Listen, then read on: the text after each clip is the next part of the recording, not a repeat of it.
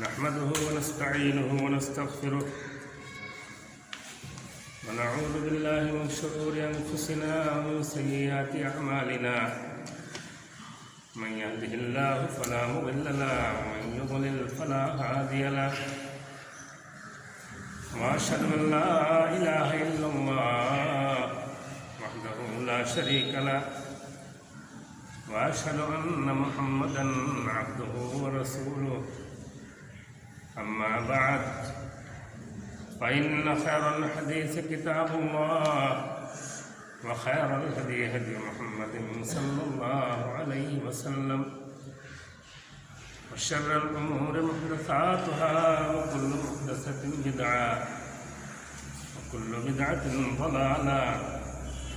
وكل ضلالة في النار يا أيها الذين آمنوا اتقوا الله وقولوا قولا سديدا يصلح لكم أعمالكم ويغفر لكم ذنوبكم ومن يطع الله ورسوله فقد فاز فوزا عظيما وقال رسول الله صلى الله عليه وسلم تزوجوا الولد الودود فإني مكاثر بكم يوم القيامة دینی بھائیوں، بزرگوں اور عزیزوں، آج کے خطبہ جمعہ میں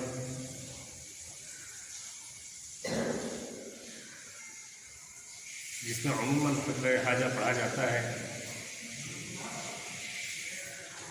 اور جو خطبہ نکاح کے طور پر بھی پڑھا جاتا ہے اور جس میں اخیر کی 3 آیتیں، ان میں سے ایک آیت کی آپ حضرات کے سامنے تلاوت کی گئی ہے۔ یہ خطبہ، اس کی ایک شاندار تاریخ اور معنوں سے بھرپور ہے۔ یہ خطبہ کسی خطبہ جمعہ میں نے غالباً ذکر کیا تھا کہ رسول اکرم صلی اللہ علیہ وسلم جب مکہ معظمہ میں اسلامی دعوت کا کام کر رہے تھے اور طرح طرح کے الزامات اور طرح طرح کے بہتان لگائے جا رہے تھے، کوئی آپ کو پاگل قرار دیتا، کوئی کاہن قرار دیتا، کوئی جادوگر قرار دیتا، کوئی شاعر قرار دیتا۔ نبی ماننے کے لیے اہل مکہ تیار نہیں تھے اور طرح طرح کے الزامات اور طرح طرح کی تہمتوں سے آپ کو نوازتے تھے۔ اسی ماحول میں یمن سے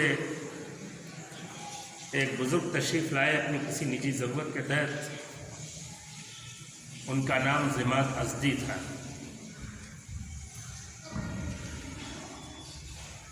وہ آئے تو سنا مکے کے لوگ، احمق لوگ کہتے کہ یہ مجنون ہے، اس کی عقل کھسک گئی ہے۔ حضرت ضماد ازدی جو اس وقت کافر تھے اور بڑے بوڑھے اور تجربے کار تھے، اہل مکہ کی ان باتوں پر یقین کرتے ہوئے کہا کہ ذرا مجھے بتاؤ وہ آدمی کون سا ہے جس کی عقل کھسک گئی ہے اور جس کی عقل نے کام کرنا چھوڑ دیا ہے اور جس کے نتیجے میں وہ اپنے باپ دادا کا دین دھرم چھوڑ کر ایک نئے دین کی طرف لوگوں کو بلا رہا ہے اور اس سے پورے مکے میں ایک طرح کی ہلچل، ایک طرح کا فتنہ بپا ہے۔ کہا مجھے بتاؤ اور مجھے ملاؤ اس آدمی سے، میں دعا کرنا جانتا ہوں، کچھ جھاڑ پھونک کرتا ہوں، اور مجھے امید ہے کہ اللہ تعالیٰ میری دعا کی برکت سے، میرے جھاڑ پھونک کے عمل سے اس کی بیماری کو دور کر دیں گے۔ بالآخر ضماد ازدی آئے کہ رسول صلی اللہ علیہ وسلم کے پاس، اور بڑی سادگی کے ساتھ اور سادہ لوحی کے ساتھ یہ بات کہی کہ اے میرے بھائی، اگر اس طرح کی کوئی بیماری آپ کو ہے تو میں وہ جھاڑ پھونک جانتا ہوں کہ جس جھاڑ پھونک اور جس دعا سے آپ کی یہ بیماری دور ہو سکتی ہے، اور اللہ رب العالمین آپ کو شفا دے سکتا ہے۔ غور کیجئے، اس دور کے کافر، ظاہر ضماد ازدی کافر تھے، مشرک تھے، لیکن ان کا بھی یقین تھا کہ بیماری سے شفا اللہ کے علاوہ کوئی نہیں دیتا، اللہ ہی شفا دے۔ حضرت ابراہیم علیہ السلام نے جو بات کہی تھی اپنے رب اور اپنے اللہ کے تعارف میں کہ وَإِذَا مَرِضْتُ فَهُوَ يَشْفِينِ، کہ جب میں بیمار ہوتا ہوں تو میرا اللہ، میرا رب، میرا مالک مجھے اچھا کرتا ہے، مجھے شفا دیتا ہے۔ رسول اکرم صلی اللہ علیہ وسلم نے ضماد ازدی کی جب یہ بات سنی، آپ ناراض نہیں ہوئے، آپ نے غصہ نہیں دکھایا، بلکہ ضماد ازدی کے جواب میں یہی خطبہ پڑھا جو خطبہ ہم اور آپ جمعے میں عموماً پڑھتے اور سنتے ہیں۔ کہا ان الحمدللہ، ساری حمد، ساری تعریف اللہ کے لیے، نحمدہ ونستعینہ، ہم اللہ ہی کی حمد، اللہ ہی کی تعریف بیان کرتے ہیں اور اسی اللہ سے مدد چاہتے ہیں۔ وہی مشکل کشا، وہی حاجت روا، اور وہی ہر بگڑی کا بنانے والا، مصیبت کا ٹالنے والا وہی ہے۔ من یہدہ اللہ فلا مضل لہ، اللہ جسے ہدایت دینا چاہے، جس کو راہ حق دکھانا چاہے، کوئی دنیا کی طاقت اسے گمراہ نہیں کر سکتی، اور جس کے نصیب میں اللہ نے ہدایت نہیں لکھی، دنیا کی کوئی طاقت اس کو ہدایت نہیں دے سکتی۔ واشہد ان لا الہ الا اللہ، اور میں گواہی دیتا ہوں کہ اللہ کے علاوہ کوئی برحق نہیں، اور میں گواہی دیتا ہوں کہ میں اللہ کا بندہ اور اللہ کا رسول ہوں۔ حضرت ضماد ازدی اگرچہ کافر اور مشرک تھے، اور یہ خطبے کے کلمات، خطبے کے الفاظ اور جملے ان کی کانوں سے ٹکرائے، وہ عرب تھے، وہ اس کا مطلب سمجھ گئے، گہرائی تک پہنچ گئے۔ کہا اعد علی کلماتک ہؤلاء، کہا اے میرے بھائی، اے محمد صلی اللہ علیہ وسلم، ذرا ان جملوں کو آپ ریپیٹ کریں، دوبارہ کہیں۔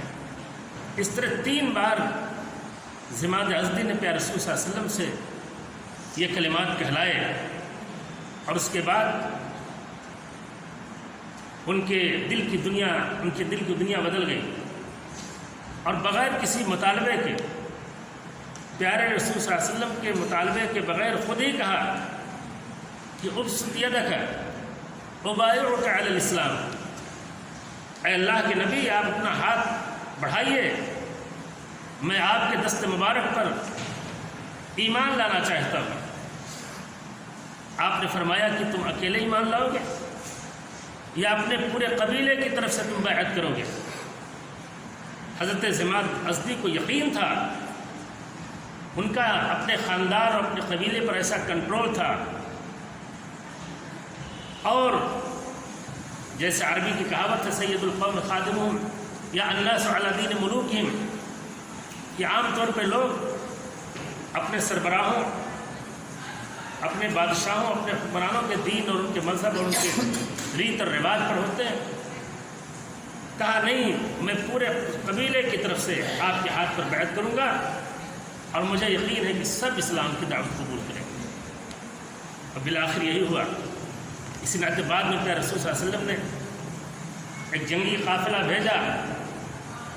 صحابہ اکرام کو خبر تھی کہ قبیلے ازد کے لوگ اسلام قبول کر چکے ہیں۔ آپ نے جنگی قافلہ بھیجا، اس علاقے سے گزر ہوا تو جو کمانڈر تھے، اسلامی فوج کے جو کمانڈر تھے، انہوں نے کہا یہ بتاؤ اس علاقے میں کسی کو تم نے کوئی نقصان تو نہیں پہنچایا، کسی کا کوئی مال تو نہیں چھینا؟ ایک فوجی اٹھے، انہوں نے کہا ہاں میں نے پانی کا ایک برتن، غسل یا وضو کرنے کا ایک برتن ہم نے ضرور چھینا ہے۔ کہا واپس کر دو، یہ قبیلے حضرت ضماد ازدی رضی اللہ تعالیٰ عنہ قبیلے کا ایریا ہے، یہ اسلام لا چکے۔ تو یہ خطبے کی یہ تاریخ ہے۔ رسول اکرم صلی اللہ علیہ وسلم نے اپنے بارے میں فرمایا تھا کہ مجھے فضلت علی الانبیاء بست، مجھے اور انبیاء کے بالمقابل 6 خصوصیات دی گئی ہیں، مجھے فوقیت دی گئی ہے، برتری دی گئی ہے، فضیلت دی گئی ہے۔ اس میں سب سے پہلی بات اعطیت جوامع الکلم، کہا مجھے جوامع کلم سے نوازا گیا ہے۔ کہ رسول صلی اللہ علیہ وسلم کا خطبہ ظاہر قرآن کی آیت نہیں ہے، یہ آپ کی زبان مبارک سے نکلے ہوئے جملے ہیں، اور ان جملوں میں یہ تاثیر ہوئی کہ ضماد ازدی کی دل کی دنیا بدل گئی، جیسے دشمن اسلام حضرت عمر بن خطاب رضی اللہ تعالیٰ عنہ کے دل کی دنیا جب انہوں نے قرآن مجید کی چند آیات سنی تھی تو بدل گئی۔ میرے بھائیوں، میرے بزرگوں، کہا مجھے جوامع الکلم عطا کیے گئے، وَنُصِرْتُ بِالرُّعْبِ، اور کہا میرا رعب، میرا دبدبہ دشمنوں پر قائم ہے۔ اس امت کی خصوصیت یہ بھی ہے، بعض روایات میں مسیرت شہر، کہ اگر دشمن 1 مہینے کی مسافت کی دوری پر ہو تو اس پر وہ چاہے کوئی بھی دشمن ہو، اگر اسلام کا دشمن کافر، مشرک، یہودی، نصرانی کوئی بھی ہو، اگر مسلمانوں سے 1 مہینے کی مسافت کی دوری پر ہوتا تھا تو خوف زدہ ہوتا تھا، اس پر رعب طاری ہوتا تھا، اس کی ہمت نہیں ہوتی تھی کہ وہ مسلمانوں پر حملہ آور ہونے کی ہمت جٹائے۔ بہرحال اور چیزیں ہیں اس میں۔ عرض کرنے کا مدعا یہ ہے میرے بھائیوں، میرے دوستوں، یہی خطبہ ہم اور آپ نکاح کی تقریبات میں، یہ شادی بیاہ کا موسم ہے، ہم کسی مولوی سے یہی خطبہ پڑھواتے ہیں، لیکن جیسے ہماری نمازیں بے روح بے جان، ایسے نکاح کی تقریبات میں جو یہ خطبے پڑھائے جاتے ہیں ایک رسم کے طور پر، پڑھنے والا مولوی بھی عموماً نہیں سمجھتا اور سننے والے تو نہیں یہ سمجھتے ہیں، وہ بارات کے نشے میں اس طرح دھت ہوتے ہیں کہ وہ اس موقع پر لگتا ہے کہ آسمانی مخلوق ہیں، کہ کچھ سننے اور دین کی کوئی بات سمجھنے کے لیے اپنے آپ کو آمادہ اور تیار نہیں پاتے۔ میرے بھائیوں، میرے دوستوں، اسلام دین فطرت ہے، اور فطرت کی تمام جائز اور مباح ضروریات کی تکمیل کا ضامن دین۔ انہی ضروریات میں نکاح بھی ہے، شادی بھی ہے، اور سائنس کی موجودہ ترقی نے یہ بات ثابت کی ہے۔ دراصل 2 جنس ہے، ایک مرد اور ایک عورت، ایک لڑکا اور ایک لڑکی، دونوں کے اندر جو ہارمونز ہوتے ہیں وہ ہارمونز نہ صرف یہ کہ اس کی جنسی ضروریات کی تکمیل کے لیے ہوتے ہیں، بلکہ وہ ہارمونز انسان کی ہماگیر ضرورتوں میں وہ معاون ہوتے ہیں۔ اسی ناطے تاریخ میں اچھا ریکارڈ ہو یا برا ریکارڈ ہو، پوری انسانی تاریخ میں اگر کوئی آپ ریکارڈ پائیں گے اچھا یا برا کارنامہ دیکھیں گے تو یا تو مرد کا ہوگا جس کے ہاں میل ہارمونس پائے جاتے ہوں، یا عورت کو ہوگا جس عورت کے اندر فیمل ہارمونس پائے جاتے ہیں۔ باقی ایک تیسری صنف جن سے مخنث کہا جاتا ہے، پوری انسانی تاریخ میں ایک مثال نہیں ملتی کہ جس کا کوئی قابل ذکر رول اور کردار ہو۔ تو اسلام نے اس ضرورت کو پوری کرنے کا حکم دیا، اس کا طریقہ متعین کیا، اس کے لیے اصول و ضوابط طے کیے، اور لیکن بدقسمتی سے جیسے ہم نے دین کی بہت ساری چیزوں کو اپنی عملی زندگی میں مجروح کیا، ایسے اپنی شادی بیاہ کی تقریبات کو ایک طرف یہ مقدس اور پاکیزہ خطبہ ہم پڑھواتے ہیں کسی مولوی سے، اور ساتھ ہی ساتھ اس خطبے کی روح کے خلاف، اس کے مزاج کے خلاف اور رسول اکرم صلی اللہ علیہ وسلم کے پیغام کے خلاف ہماری شادی کی تقریبات منعقد ہوتی ہیں۔ بارات ہم لے جاتے ہیں، جہیز کی لعنت میں ہم گرفتار ہیں، علماء ہوں، عوام ہوں، خواص ہوں، عمراء ہوں، سب اس لعنت میں مبتلا ہے الا ماشاء اللہ۔ بڑی ناگفتہ بے اور بہت ہی خطرناک صورتحال۔ ابھی آپ نے اخباروں میں پڑھا ہوگا، سوشل میڈیا کا زمانہ ہے، کہ احمد آباد کی ایک عائشہ نام کی بچی جس کی 19 ابھی 2 سال پہلے شادی ہوئی تھی، اور احمد آباد میں اسی جہیز کی یہ دین ہے کہ وہ خودکشی کرنے پر مجبور ہوئی، اور اس نے ایک ایسا دل کو دہلانے والا ویڈیو چھوڑ دیا جس سے ساری دنیا میں سنسنی پھیل گئی، ملک کے ضمیر کو جھنجھوڑا، انسانیت کے ضمیر کو جھنجھوڑا۔ خودکشی کی حمایت نہیں کی جا سکتی، وہ ایک مجرمانہ عمل ہے اور بہت بڑا گناہ کیا اس نے، اللہ تعالیٰ اسے معاف فرمائے۔ ایک مومن کسی بھی حالت میں خودکشی نہیں کرتا، حالات اچھے ہوں برے ہوں۔ ایک مومن کے لیے 2 ہی راستہ ہے، اگر آرام اور آسائش کے لمحات زندگی میں آتے ہیں تو انسان اللہ کا شکر ادا کرے، اور اگر مصیبت اور پریشانی کے دور سے گزرنا پڑے، ایک عورت کو اپنے شوہر کی وجہ سے مصیبت میں پڑنا پڑے، ایک شوہر کو اپنی بیوی کی وجہ سے مصیبت میں پڑنا پڑے، اولاد کو باپ اور ماں سے مصیبت میں پڑنا پڑے، ماں باپ کو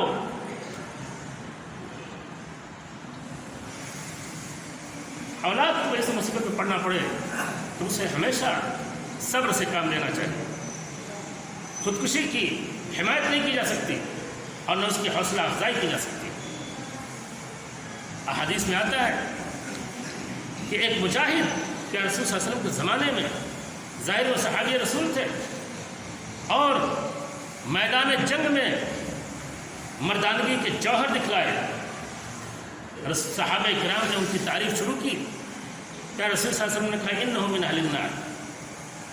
کہا وہ جہنمی ہے، تم تعریف نہ کرو۔ جن لوگوں نے سنا وہ حیرت میں پڑ گئے کہ اللہ کی راہ میں جنگ کر رہا ہے، دشمن سے پنجہ آزمائی کر رہا ہے، اور پیارے رسول صلی اللہ علیہ وسلم اس کو جہنمی بتلا رہے ہیں۔ کہا میں نے تعاقب کیا، پیچھا کیا، تاڑنا کی کوشش کی، تاڑنے لگا کہ دیکھیں کیا کس وجہ سے یہ جہنم میں جائے گا۔ کہا آخری وقت میں وہ شدید زخمی ہو گئے مجاہد، اور اتنے شدید زخمی ہوئے کہ زخم ان سے برداشت نہیں ہو سکا، اور اپنے نیزے سے اپنے کو انہوں نے قتل کر لیا۔ اللہ کی راہ میں جہاد، اور وہ بھی رسول اکرم صلی اللہ علیہ وسلم کے دور میں۔ لیکن جہاد میں تکلیف کی وجہ سے برداشت نہیں کر سکے، صبر نہیں کر سکے اور انہوں نے خودکشی کر لی، تو پیارے رسول صلی اللہ علیہ وسلم نے کہا انہ من اہل النار، وہ جہنم میں ہے، جہنمی ہے۔ اس رات عائشہ کے اس عمل کی تائید نہیں کی جا سکتی، اس کو حوصلے سے اور صبر کے ہتھیار سے مقابلہ کرنا چاہیے تھا۔ اسلام میں یہ تو ہے نہیں کہ شوہر کے ساتھ ہی ایک ہی نکاح ہے، طلاق لے لیتی، الگ ہو جاتی، اور بھی پریشانی تھی تو اس پریشانی کو صبر کے ہتھیار سے فیس کرتی، اللہ کی تقدیر پر اعتماد اور یقین رکھتی۔ لیکن بہرحال جو ہوا سو ہوا، لیکن جن حالات نے اس کو مجبور کیا اور جس کی وجہ سے آج مسلم معاشرہ اس درجہ بدنام ہوا، میرے بھائیوں میرے دوستوں، جہاں اس کی تائید نہیں کی جا سکتی، لیکن جو حالات، جو اسباب، جو محرکات بنے، مال کا مطالبہ، پیسے کا مطالبہ، گاڑی کا مطالبہ، کتنی بے شرمی اور بے حیائی کی بات ہے۔ وہ مرد، وہ نوجوان جس کو اپنی قوت بازو پر اعتماد نہیں ہے، جو اپنی سسرال سے، اپنے سسر سے، اپنی بیوی سے اس طرح کا مطالبہ کرتا ہے، اس سے زیادہ گھناؤنی حرکت، اس سے زیادہ مکروہ حرکت اور کیا ہو سکتی ہے؟ خاص طور سے مسلم معاشرے میں۔ ویسے سن 1912 سے 15 کی رپورٹ 3 سال کے اندر ملک کے اندر پرینکا گاندھی نے پارلیمنٹ میں رپورٹ دی تھی کہ تقریباً 25,000 عورتوں نے خودکشی کیا جہیز کے مطالبے کے نتیجے۔ یہ ہندوانہ رسم ہے جسے تلک کہا جاتا ہے، وہاں سے یہ چیز آئی ہے، ورنہ اسلام میں اور اسلامی شریعت میں اس کا دور دور تک تصور نہیں تھا۔ ایک ماں باپ اپنی بیٹی کو دیتے ہیں، ایک بھائی اپنی بہن کو دیتا ہے، تمہیں شرم آنی چاہیے کہ ایک بھائی نے اپنی بہن، ایک باپ نے اپنی بیٹی، ایک ماں نے اپنے جگر کے ٹکڑے کو، جس کو 20 سال تک اس نے پرورش کی، اپنا دودھ پلایا، اپنی نیند حرام کی، اپنا سب کچھ آرام قربان کر کے، اور اس بچی کو تیار کر کے تمہارے حوالہ کیا، تم کو سونپا، یہ امانت ہے۔ احسان اس کا ہوا تمہارے اوپر جو اسلام کا فلسفہ ہے، اسلام کا جو نقطہ نظر ہے، یہ نقطہ نظر یہی ہے کہ جس نے بیٹی دیا، بہن دیا، اس نے تمہارے پر احسان کیا، تمہارا کوئی احسان نہیں ہے۔ کس منہ سے تم مطالبہ کرتے ہو؟ تمہیں مہر کی شکل میں پیسہ دینا ہے، لڑکی کے باپ کو، لڑکی کو، اس کے بھائی کو کچھ نہیں دینا۔ یہ خالص ہندوانہ رسم، تلک جو ہندو کلچر کی چیز تھی، اس کو ہم مسلمانوں نے اپنا لیا جہیز کے نام پر، اور دلیل دیتے ہیں کہ حضرت فاطمہ کو اللہ کے رسول صلی اللہ علیہ وسلم نے جہیز دیا تھا۔ شرم آنی چاہیے، ڈوب مرنا چاہیے ایسے نوجوانوں کو، ایسے گھرانوں کو جو اس طرح کی بات سوچتے ہیں۔ اللہ کے رسول صلی اللہ علیہ وسلم نے ضرور دیا تھا حضرت فاطمہ کو، بستر دیا تھا، تکیہ دیا تھا، مشکیزہ دیا تھا، لیکن پتہ ہونا چاہیے حضرت فاطمہ کا نکاح حضرت علی سے ہوا تھا، جو اللہ کے رسول صلی اللہ علیہ وسلم کی سرپرستی میں تھے، انہی کی نگرانی میں تھے، وہی گارجین تھے، آپ گارجین تھے، تو انتظام کون کرے گا؟ اگر دینا ہوتا تو آپ کے اور بیٹیاں تھیں، سب کو دیتے، جہیز کسی کو نہیں دیا۔ اور ہم دعوت کارڈ چھپوائیں گے، بارات میں چلنا ہے، دعوت تم دیتے ہو اور لڑکی کے گھر پہ لے جا کر کے بوجھ بنتے ہو، وہاں جا کے کھائیں۔ یہ کس عقل اور کس منطق سے یہ چیز ہوتی ہے؟ اسلام میں اس کا کوئی تصور نہیں۔ یہ بہت بڑا ظلم ہے اور بہت ہی مکروہ حرکت ہے، لیکن آج اس گندگی میں پورا مسلم سماج ڈوبا ہوا ہے، الا من رحم ربک۔ میرے بھائیوں میرے دوستوں، کتنی اصلاحی کانفرنسیں ہوئی اور ہو رہی ہیں، اصلاح معاشرہ کے نام پر کتنے جلسے اور جلوس ہوتے ہیں۔ مسلم پرسنل بورڈ نے باضابطہ اصلاح معاشرہ کا ایک الگ شعبہ قائم کیا ہے، لیکن یہ ساری کوششیں، یہ ساری تقریریں سب ناکام ثابت ہوئی ہیں معاشرے کی اصلاح میں۔ میرے بھائیوں میرے دوستوں میرے بزرگوں، یہ بہت افسوسناک حادثہ پیش آیا ہے پچھلے دنوں کہ عائشہ نامی لڑکی نے احمد آباد میں اور دریا میں چھلانگ لگا لیا اور اس نے ویڈیو چھوڑ دیا، دنیا اسے سن رہی ہے۔ ہم مسلمان سوچیں، غور کریں ہماری کیا تصویر اور کیسی مکروہ تصویر ہماری دنیا کے سامنے آئی ہے۔ بہت افسوس کی بات ہے، اگر ہم نہ جاگے، ہم نے اپنی اصلاح نہ کی، اپنے معاشرے کی اصلاح نہ کی، تو پورے سماج کو، پورے مسلم معاشرے کو، ٹھیک ہے اللہ نے آپ کو دولت دی ہے، آپ صاحب حیثیت ہیں، آپ نے اپنی لڑکی کی شادی میں لاکھوں کروڑوں خرچ کر دیا، لیکن آپ کے پڑوس میں جو ایک غریب کی لڑکی ہے، ایک غریب کی بیٹی ہے، ایک غریب کی بہن ہے، وہ بھی تمہاری لڑکی ہے، تمہاری بہن ہے، کلمے کے رشتے کی بنیاد پر، آخر اس کا انتظام کیسے ہوگا؟ اس ناطے اور بہت سارے لوگ یہ سوچتے ہیں کہ صاحب ہم نے جہیز دے دیا، اب بیٹی کو ہمیں حصہ نہیں دینا، بہن کو حصہ نہیں دینا، ہم نے تو اتنا دے دیا۔ معاف کرنا، اللہ کی متعین کردہ حق، وراثت میں جو بیٹی کا حق ہے، تم جہیز کی شکل میں کتنا بھی دے دو، وہ جہیز کا دینا تو جرم کر رہے ہو تم، اور اس کے نتیجے میں اگر تم حق مار رہے ہو لڑکی کا، تو پھر اللہ رب العالمین کے ہاں تمہاری سخت پکڑ ہوگی، یہ اس کا بدل نہیں ہو سکتا ہے میرے بھائیوں، میرے دوستوں۔ لیکن جیسا کہ میں نے عرض کیا، یہ مسئلہ تقریروں سے نہیں حل ہوگا جب تک عملی طور پر ہم پہل نہ کریں، ہم نمونہ پیش کریں۔ سماج کے سربراہ لوگ، عمرا، علماء، بااثر لوگ نمونہ پیش کریں، اپنے لڑکے کی شادی، اپنے بھائی کی شادی، اپنے بیٹی کی شادی، اپنے بہن کی شادی سادگی کے ساتھ مسجد میں نکاح پڑھواؤ اور سادگی کے ساتھ رخصت کرو۔ اللہ کے رسول نے فرمایا ہے سب سے بابرکت نکاح وہ ہے اور سب سے بابرکت وہ شادی ہے جس میں سب سے کم خرچ ہو۔ میرے بھائیوں، میرے دوستوں، اسلام جو دین رحمت ہے اور اسلام میں جتنی سہولت ہے، کاش اسلام کے اس نظام کو ہم اپناتے اپنی عملی زندگی میں، تو آج سماج کے لیے ہم رحمت ہوتے، غریبوں کے لیے رحمت ہوتے، بیواؤں کے لیے رحمت ہوتے، مسکینوں کے لیے رحمت ہوتے۔ لیکن مادیت کی گرفت نے اور مادے کی محبت نے ہم کو اور آپ کو ایسا اندھا کر دیا ہے۔ اللہ کے رسول کی حدیث ہے، ان لکل امۃ فتنہ وفتنۃ امتی المال، ہر امت کے لیے کوئی نہ کوئی چیز فتنہ بنتی ہے، اور اس امت محمدیہ کے لیے سب سے خطرناک چیز اور سب سے بڑی آزمائش کی چیز اور سب سے بڑا فتنہ مال ہے۔ مال کی بڑھتی ہوئی محبت نے آخر یہ جہیز کا مطالبہ کیا؟ مال ہی کی تو محبت ہے۔ راجستھان کا عارف نامی شخص آخر وہ اس لڑکی سے اور اس لڑکی کے باپ سے جہیز ہی کا تو مطالبہ کر رہا تھا، مال ہی کا تو مطالبہ کر رہا تھا، جس سے تنگ آ کر کے اس نے نہ صرف ایک کی خودکشی کے راستے کو غلط طریقے سے اپنا لیا، بلکہ اس نے ایک ویڈیو چھوڑ دیا تاکہ مسلمانوں کی یہ مکروہ شبیہ